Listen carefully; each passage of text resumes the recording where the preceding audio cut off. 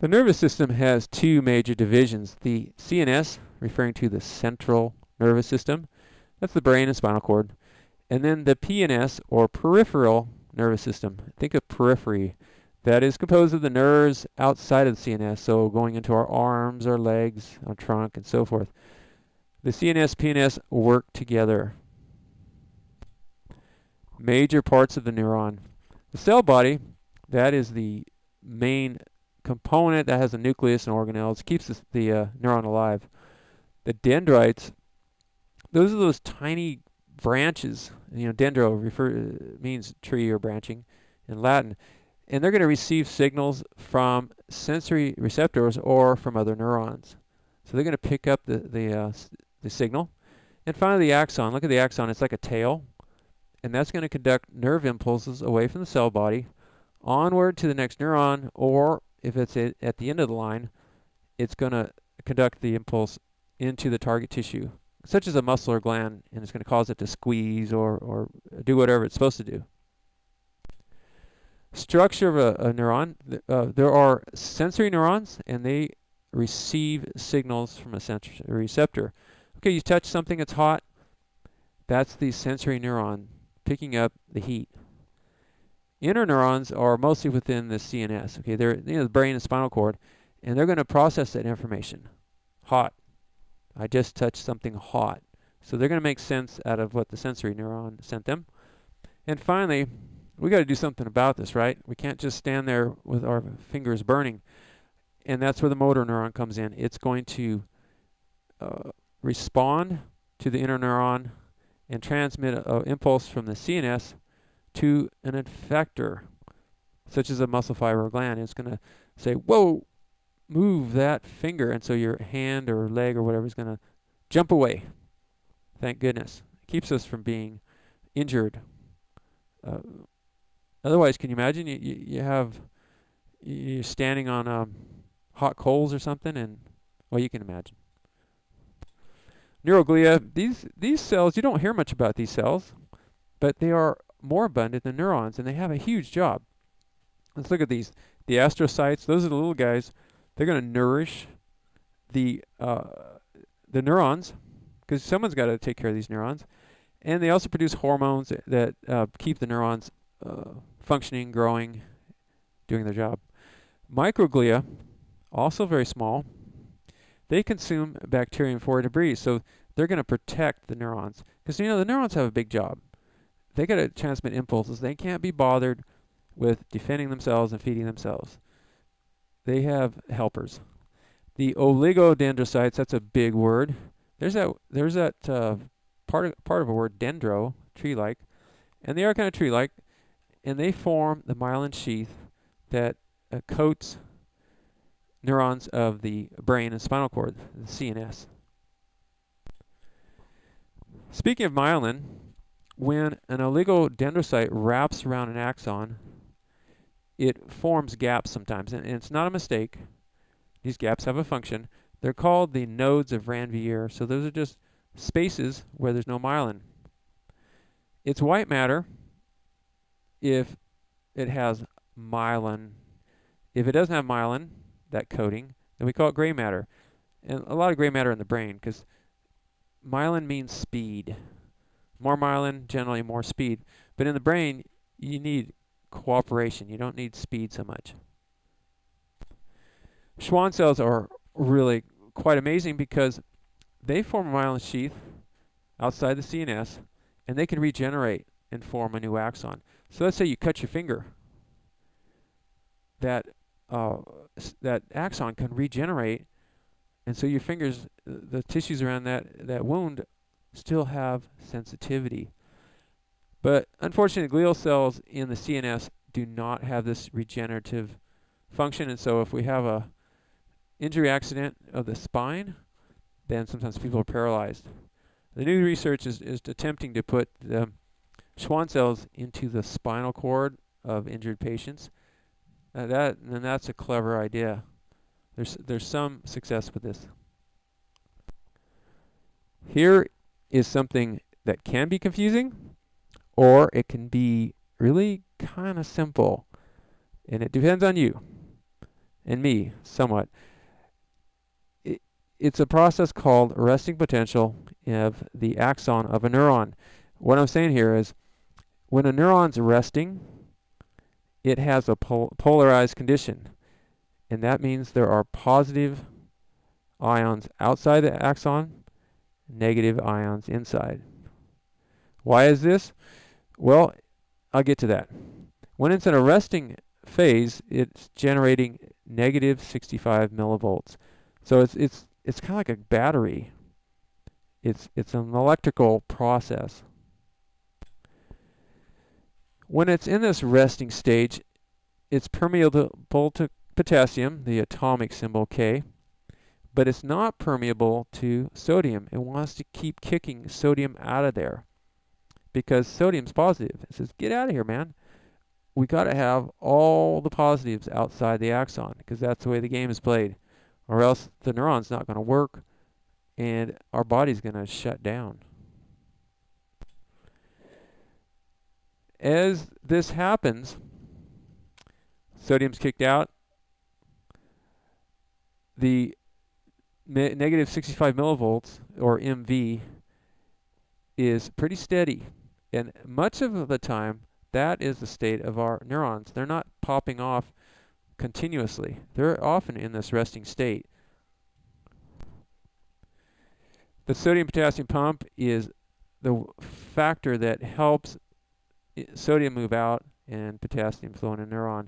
I'm kind of overworking this concept with 3 slides when really it's kind of simple, but I want to make sure you get it. Positive outside, negative inside.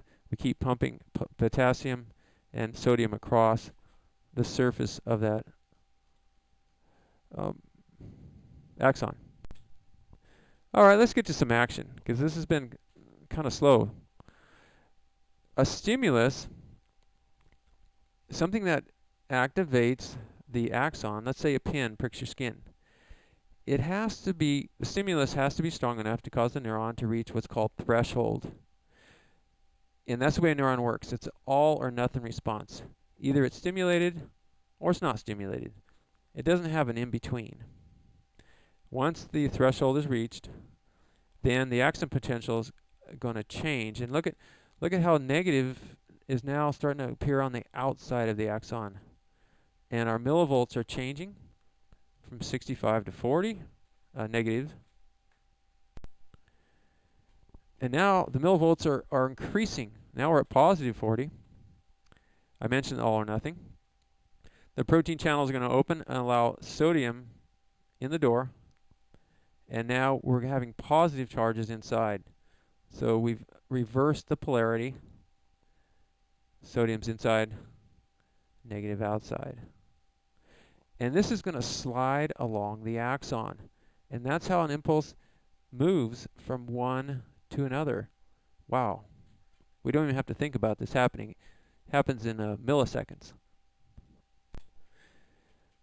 This depolarization refers to the switching of polarity, meaning positive is now inside instead of outside. Millivolts at 40. And the impulse is moving down the axon towards the next neuron. So it goes from one to another. Now this can't go on forever. Neurons have to rest. In fact, they need rest. And that's why sometimes we're exhausted if we stimulate our bodies too much. You know, we're watching a movie, we're drinking coffee, whatever else is going on, eating lots of sugar. My gosh, the neurons can get overstimulated. So thankfully they can shut down, and that's called repolarization. So what's going to happen here is kind of a reverse. We're going to open the sodium channel gates so that sodium flows out, and we get back to our negative 65, positive outside, negative inside, repolarization. Sodium potassium pump, I mentioned it before, is the one that's going to be moving sodium and potassium across that channel, getting back to the resting potential. I mentioned gray matter. that's unmyelinated. It produces slow impulses because they have to go through an action potential each section. But white matter is different. If you remember, there's something called myelination, and there's nodes of Ranvier. In this case, the impulses can kind of jump. It's called saltatory. That's a Latin word meaning to jump. And so it can jump along. Now, scientists aren't sure that it happens this way, but they believe that's how it works. Not in the brain, though. The brain doesn't need a lot of jumping. The brain has more gray matter for integration. Finally, at the neurotransmission, that's going to happen between the junction of one neuron and another, or the neuron and a target tissue, such as a muscle. We're going to go from a sort of a electrical energy to a chemical energy. The place where this occurs is called a synapse. That's between the end of one axon and the dendrites of the next neuron. So take a look at this diagram. The axon has a tip on it, and there's a small gap. It's a tiny gap, and that's where neurotransmitters, which are chemicals, are going to flow across the synapse and on to the next neuron. Some natural neurotransmitters are dopamine and serotonin. Serotonin is often called the happy neurotransmitter. It's often makes us feel good. And there's one of the problems because there's some illegal drugs that act kind of like serotonin, make us feel happy, but unfortunately, there is a huge downside, addiction and destructions of one's lifestyle, relationships, so forth. Review: CNS, central nervous system; PNS, peripheral nervous system, everything outside the brain and spinal cord. A neuron has three parts. The cell body is the main part. The dendrites are those little branch-like structures, and then the axon is that long tail that may be myelinated. Neuroglia are the most abundant cells in the nervous system. They actually outweigh the neurons themselves, and they have a huge job. They're like a nursemaid and a defender. The astrocytes nourish, provide hormones. The microglia will kind of clean up and protect, and the oligodendrocytes are the ones that make the myelin sheath around the axon. If it's myelinated, it's white matter. If it doesn't have myelin, it's gray. The nodes of Ranvier are those gaps where an impulse jumps, saltatory movement. Schwann are outside the CNS, and they can regenerate, such as if you cut your finger. The resting potential refers to an axon. An axon's resting, and when it's resting, negative 65 millivolts are being pumped out of it. So it's not a very energetic state. That's kind of where it wants to be. Action potential is when there's a stimulus, and it's enough stimulus to reach a threshold where an all or nothing impulse occurs. And once that starts, you cannot stop it. Cannot stop it. Depolarization. Now the sodium is going to be let in the door. Okay, we've been pushing sodium out of the axon, and now we're inviting it in. And when we invite it in, now it's positive inside. We go from negative 40 to a 40, a whopping 40 millivolts. So we're generating a nice electrical impulse that's going to travel down the axon. On to repolarization. That's when we get back to resting potential. The nerve says, hey man, I've had enough. Let's kick sodium out. I need some sleep. And we're back to resting potential at negative 65 millivolts. Neurotransmission is going to occur at the tips of an axon and the neighboring dendrite. We go from an electrical signal to a chemical neurotransmitter in a gap called the synapse. And here, natural ones such as dopamine and serotonin may flow across that gap. Pretty amazing, truly.